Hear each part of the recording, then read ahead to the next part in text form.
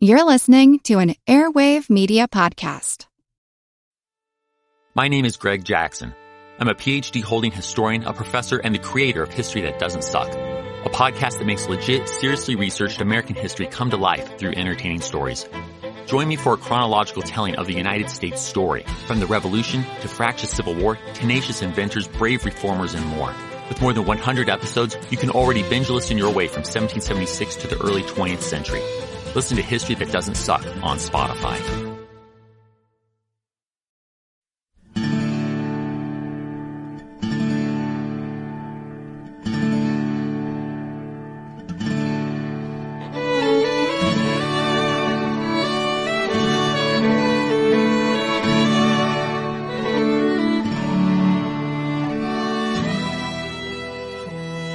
Hey everyone, thanks for tuning in to episode number 24 of our Civil War podcast.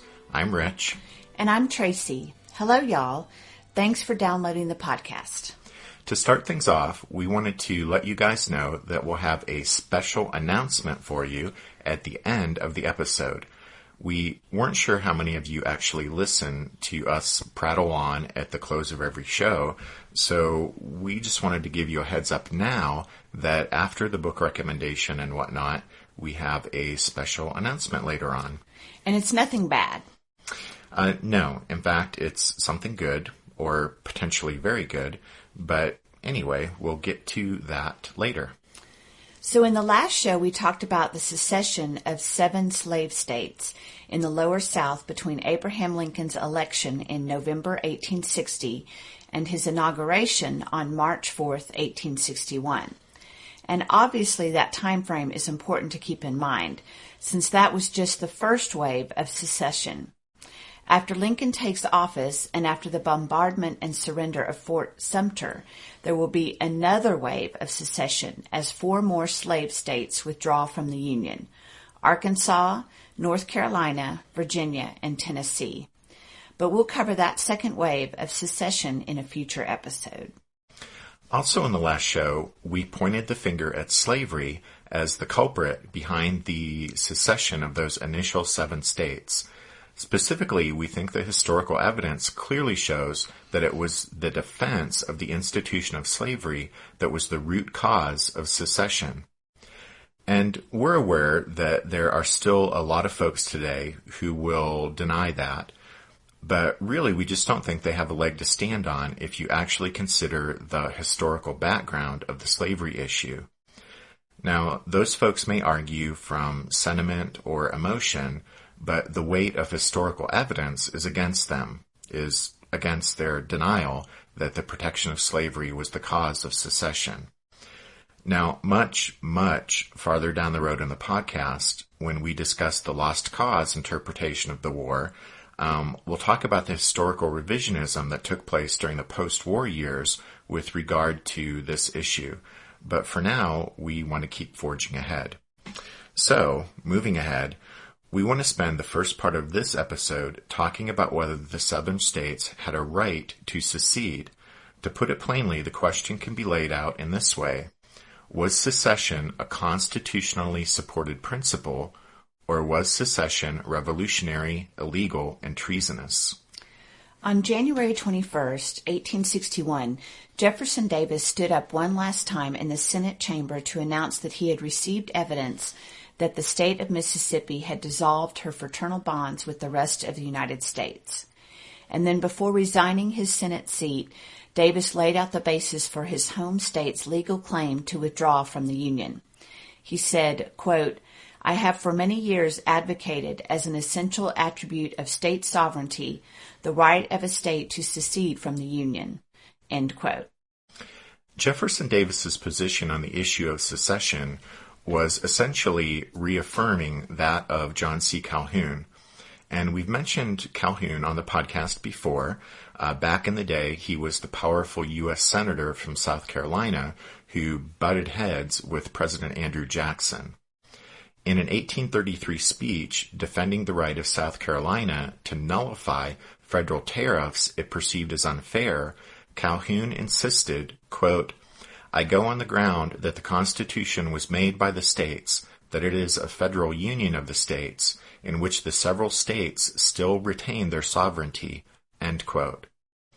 So really, Jefferson Davis was extending the logic of Calhoun's argument by asserting that the Constitution was basically a contract between sovereign states, with the contracting parties, that is the states, retaining the inherent authority to withdraw from the agreement when violations of it rendered it void, and the states would determine what constituted a violation of the contract. Well, that's one side of the argument. For the other side of the argument, we'll look to Abraham Lincoln's inauguration on March 4th, 1861.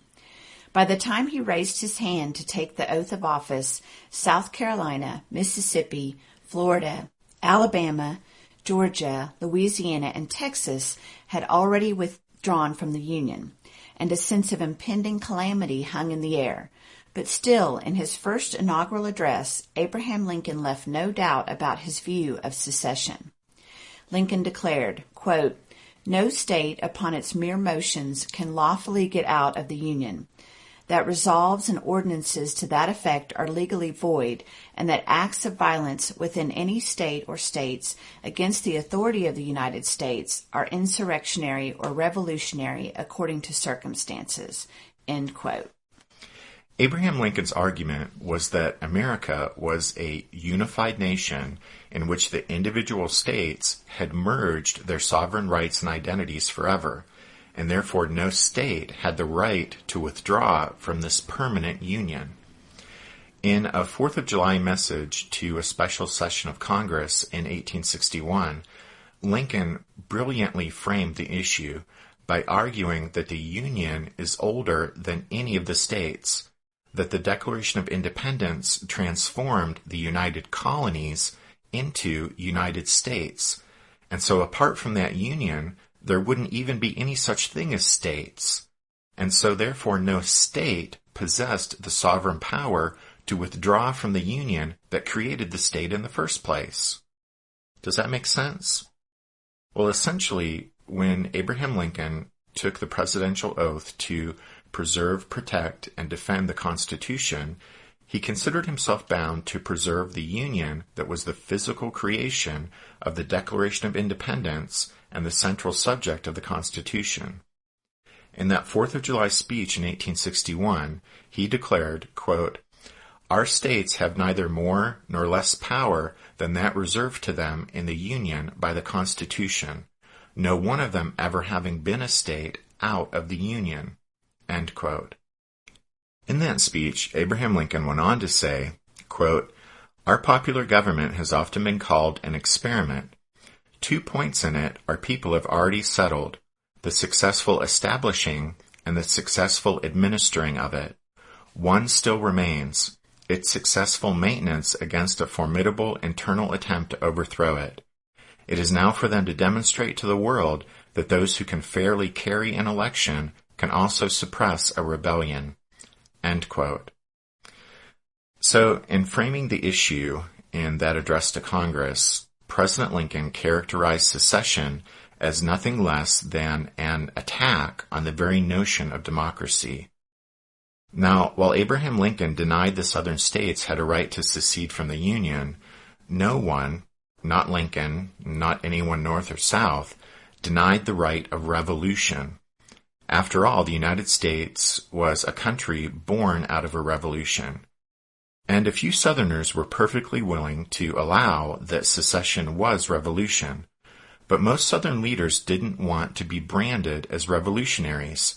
They wanted to claim constitutional legitimacy for separation from the Union.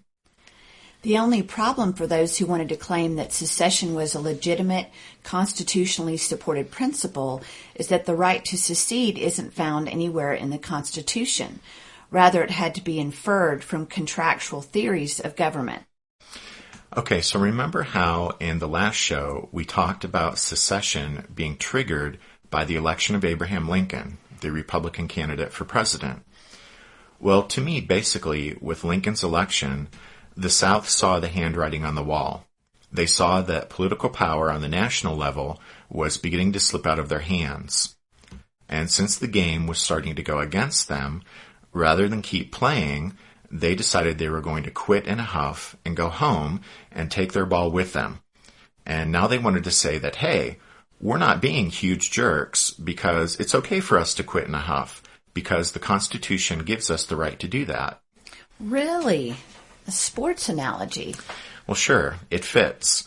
I mean, if you consider that during 49 of the previous 72 years, from 1789 to 1861, a Southerner and slave owner was President of the United States, and during that time, 2/3 of the Speakers of the House and Presidents pro tem of the Senate were also Southerners, and at all times during those years, a majority of Supreme Court justices were Southerners, and that all happened even though Southerners were a minority of the American population because they dominated the political party that usually controlled the national government.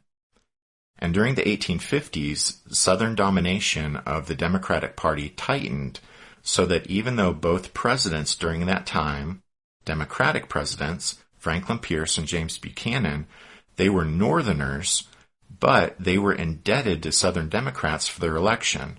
And so Pierce and Buchanan were known as doughfaces, that is, Northern politicians who did the bidding of Southerners. Well, anyway, the point is, up until the Civil War, the South had had a pretty good run controlling the national government, and they'd used the Democratic Party as an instrument to protect slavery and push for slavery's expansion into new territory. But with the presidential election of 1860, with Republican political power on the rise, the game was clearly starting to go against them. And so, because Southern leaders believed slavery would be better protected outside the Union than inside it, rather than wait for 4 more years for the next election to try their hand at defeating the Republicans, which is what you do in a democracy, rather than that, during the secession winter of 1860-1861, the states of the Lower South decided they were going to quit the game and go home and take their ball with them. I see.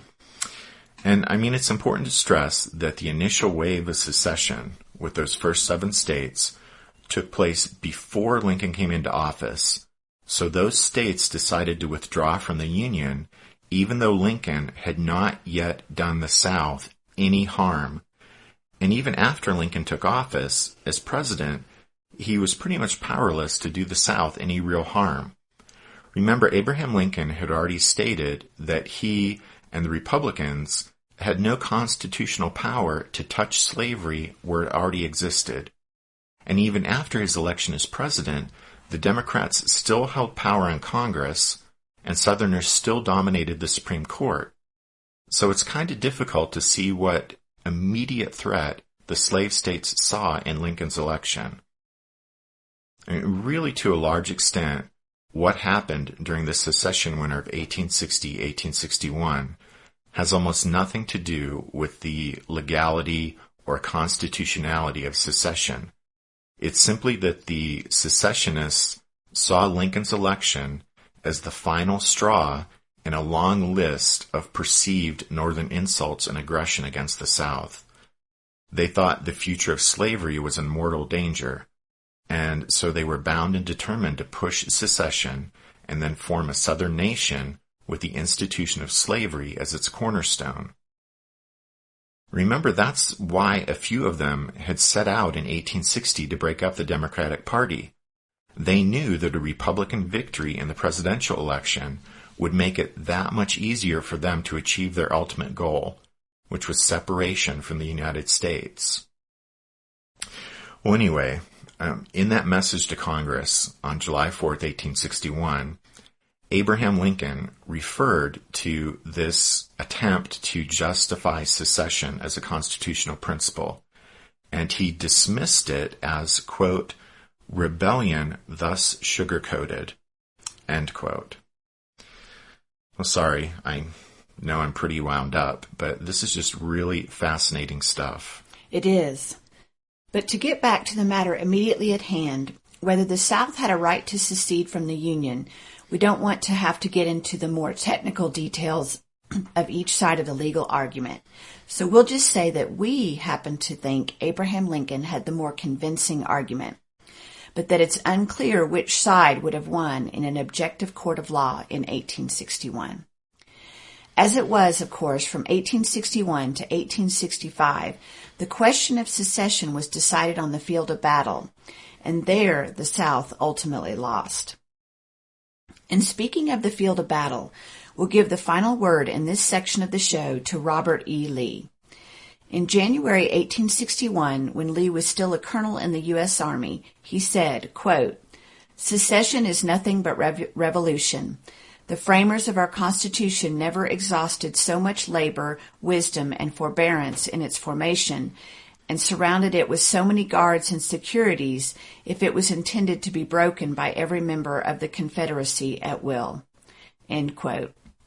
Lee did, however, in light of the ongoing crisis, go on to say that, quote, "A union that can only be maintained by swords and bayonets, and in which strife and civil war are to take the place of brotherly love and kindness, has no charm for me." End quote.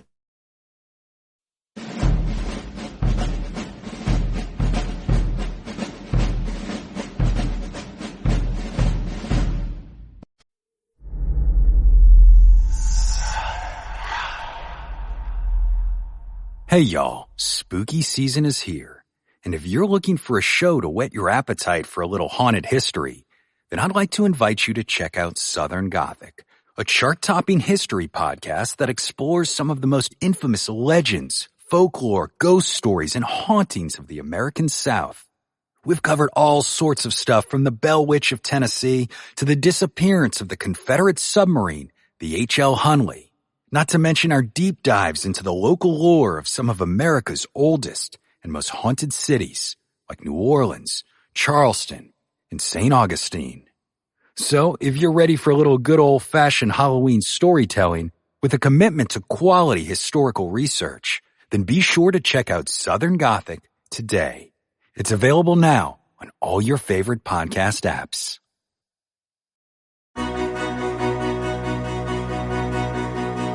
History never says goodbye. It just says, see you later. Edward Galeano was right when he said that. Events keep happening over and over again in some form. And that's the reason I produce the podcast, My History Can Beat Up Your Politics. What is it? We take stories of history and apply them to the events of today to help you, perhaps, understand them better. We are also part of Airwave Media Network. I've been doing the program since 2006. That's a long time, and the show has a long name. My History Can Beat Up Your Politics. Find me wherever you get podcasts.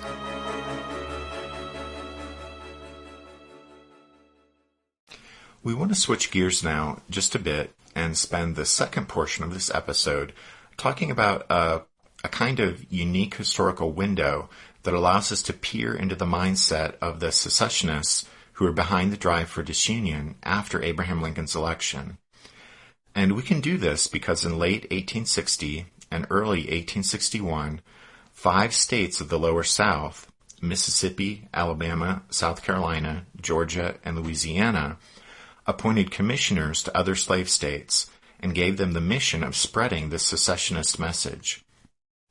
Professor Charles B. Dew, author of the book Apostles of Disunion, says, quote, "These commissioners often explained in detail why their states were exiting the Union, and they did everything in their power to persuade laggard slave states to join the secessionist cause.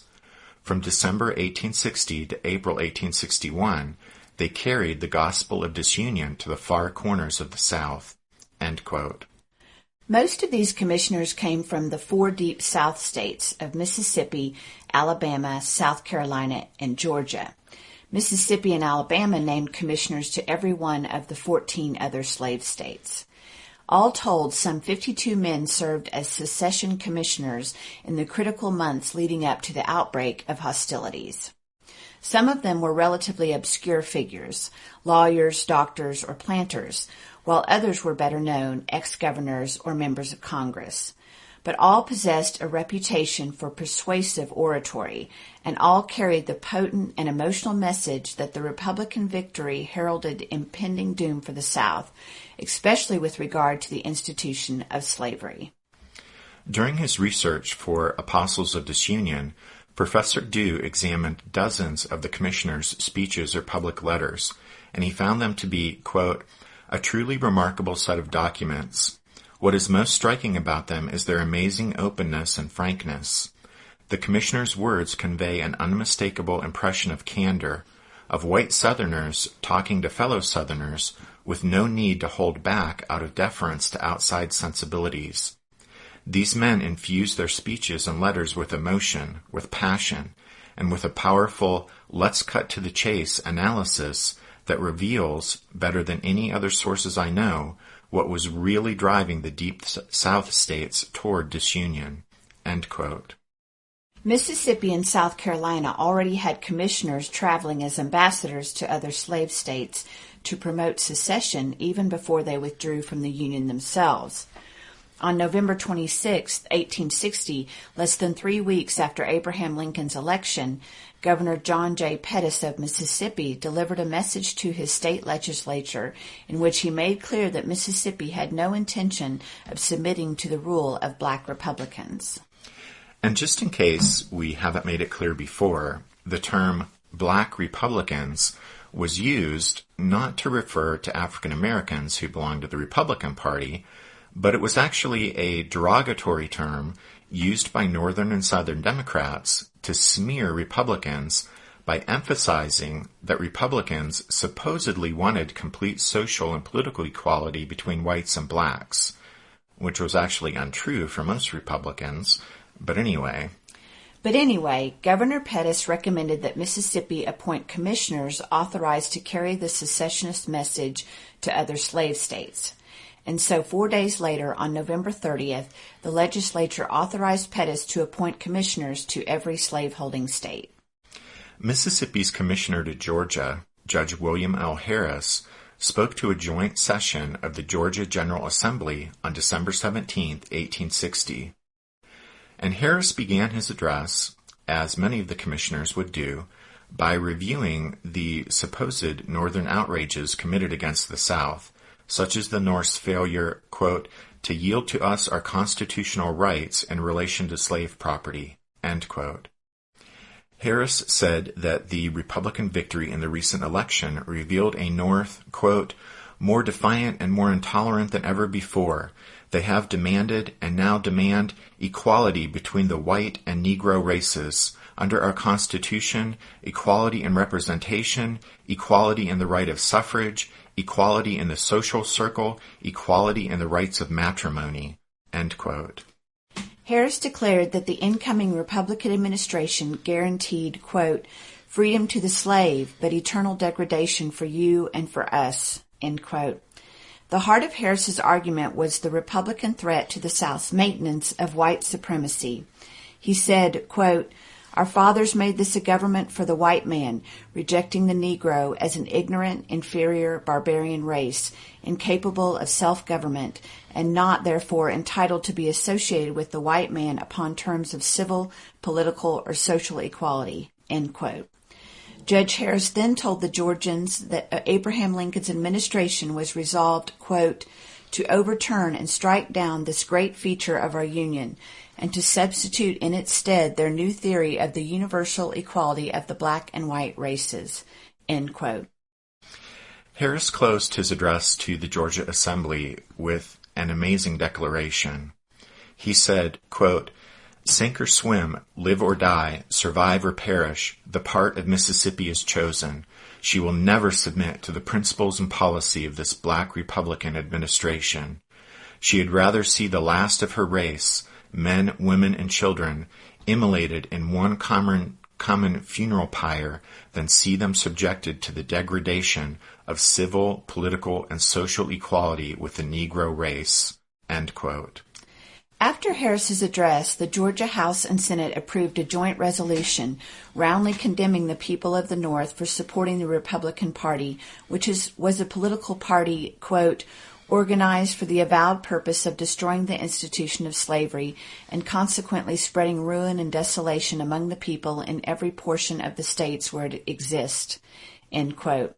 The Georgians also ordered the printing of thousands of copies of Harris's speech. We wanted to relay the gist of Judge Harris's speech in some detail because, as Professor Dew points out, the racial themes that formed the heart of Harris's argument for secession would be echoed by the other commissioners as they spread out across the South during the secession winter of 1860-1861. For example, Stephen Fowler Hale, Alabama's commissioner to the border state of Kentucky, told Kentucky's governor that Abraham Lincoln's election was, quote, "the last and crowning insult and outrage upon the people of the South," end quote. And Hale said that this insult and outrage stemmed from the fact that the Republican Party stood for, quote, "one dogma, the equality of the races, white and black," end quote. Hale declared that Lincoln's election was, quote, "nothing less than an open declaration of war, for the triumph of this new theory of government destroys the property of the South, lays waste her fields, and inaugurates all the horrors of servile insurrection, consigning her citizens to assassinations and her wives and daughters to pollution and violation to gratify the lust of half-civilized Africans. The slaveholder and non-slaveholder must ultimately share the same fate, all be degraded to a position of equality with free Negroes, stand side by side with them at the polls, and fraternize in all the social relations of life, or else there will be an eternal war of races, desolating the land with blood and utterly wasting all the resources of the country." End quote. The dire warnings of Harris and Hale were repeated by other commissioners in those critical weeks in late 1860 and early 1861 when the fate of the Union was hanging in the balance. For example, Alabama's commissioner to Maryland told that state's governor that secession meant, quote, "deliverance from abolition domination." Alabama's commissioner to Missouri referenced a massive and bloody slave revolt against the French in the Caribbean when he warned Missouri state legislature that, quote, "under the policy of the Republican Party, the time would arrive when the scenes of San Domingo and Haiti, with all their attendant horrors, would be reenacted in the slaveholding states." And Commissioner Arthur Francis Hopkins, former Chief Justice of the Alabama Supreme Court, addressed the Virginia General Assembly and predicted that a federal court system corrupted by Republican policy would, quote, "discharge every slave brought before it and establish them as free men and equals in our own land." Over and over again, the secession commissioners painted the picture of a brutal, fanatical Republican Party humbling and degrading the South by threatening the maintenance of white supremacy. After describing that frightening future, the commissioners declared that only through immediate secession could the South protect and preserve its racially based social and economic system of white privilege. Professor Dew offers an apt summary of this fascinating, if troubling, glimpse into the mindset of secessionists when he points out that, quote, "in setting out to explain secession to their fellow Southerners, the commissioners have explained a very great deal to us as well. By illuminating so clearly the racial content of the secession persuasion, the commissioners would seem to have laid to rest, once and for all, any notion that slavery had nothing to do with the coming of the Civil War. To put it quite simply, slavery and race were absolutely critical elements in the coming of the war. Present-day Americans need only read the speeches and letters of the secession commissioners to learn what was really driving the Deep South to the brink of war in 1860, 1861. End quote.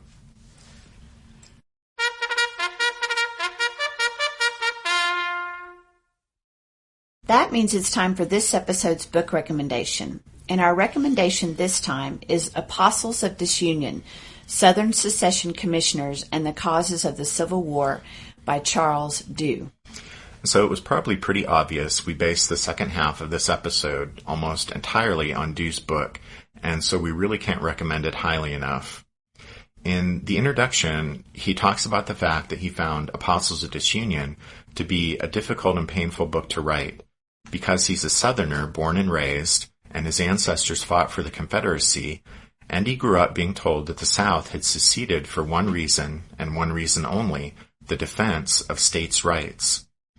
And Dew recalls how stunned he was to come across the evidence that slavery and racism and white supremacy formed the basis of the secessionist cause, as shown in the messages the secession commissioners carried across the South in late 1860 and early 1861. So anyway, Tracy and I think that Apostles of Disunion carries within it an eye-opening and important message, and that it deserves to be on every Civil War buff's bookshelf. As always, you can find all of our book recommendations at the podcast website, which is www.civilwarpodcast.blogspot.com. And now... Well, actually, before the special announcement, I just wanted to let you guys know what the next couple or several regular episodes of the podcast will look like as we're getting closer and closer to the outbreak of hostilities. So next time, we'll take a look at the formation of the government of the Confederate States of America down in Montgomery, Alabama in February 1861. And then we'll devote an episode to Jefferson Davis and bring his life up to speed with his appointment as president of the CSA. And then after that, we'll circle back around to what all was going on up north after the election with Abraham Lincoln and with poor James Buchanan and Congress in the nation's capital while the country was falling apart during the secession winter of 1860-1861. And after that, we'll finally get to the bombardment of Fort Sumter. Okay, and now... for the special announcement.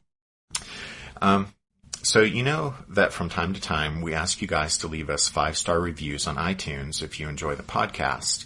And we really appreciate those of you who have taken the time to do that already. But we think a lot of you, so far, have passed up the opportunity to help us out in that way.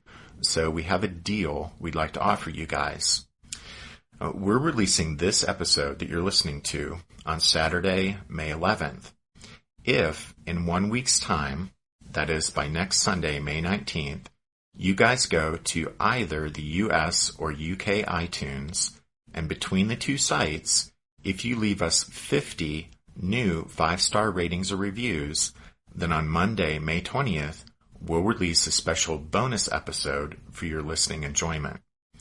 And this is an episode we already have pretty much ready to go. It's on life in 1860 America. But for us to release it, to unlock it for you guys, you need to go to iTunes and leave us a 5-star rating or review. What's the difference between a rating and a review? Well, if you're on the podcast page on iTunes, you can click where it says ratings and reviews, and then with one more click, you can simply give the show a 5-star rating. Easy. For a 5-star review, you do the same thing, but you also take a minute or two to write a review, just to write a sentence or 2 or 3 about how much you enjoy the show. Basically, we're asking you to do this because it helps other people find the podcast on iTunes. Yeah, the method iTunes uses to rank podcasts is a bit mysterious, but it does seem to revolve around number of downloads, the number of 5-star ratings and reviews, and the number of people who subscribe to the podcast. Does it cost anything to subscribe? No. When you subscribe to a podcast on iTunes, it's free. You're really just saying, hey, I really like this podcast, and I want my computer or whatever to download each new episode as soon as it comes up on iTunes. In other words, if you subscribe to the show, you don't actually need to go looking to see if a new episode is up. If a new episode has been posted, then the very next time you're on iTunes, the new episode starts to download automatically, like magic. So anyway, if y'all also subscribe to the podcast on iTunes, that's great, but not part of the deal. The deal is this. We're releasing this episode on Saturday, May 11th. By next Sunday, May 19th, go to either the US or UK iTunes, and between the two sites, if y'all leave us 50 new 5-star ratings or reviews, then on Monday, May 20th, we'll release a special bonus episode of the podcast. Yep, so there you go. That's the deal. And we'll see what happens, I guess. Okay. So thanks for listening to this episode of the Civil War, 1861 to 1865, a history podcast. We hope you'll join us again next time. But until then, take care. And thanks, everyone. Bye.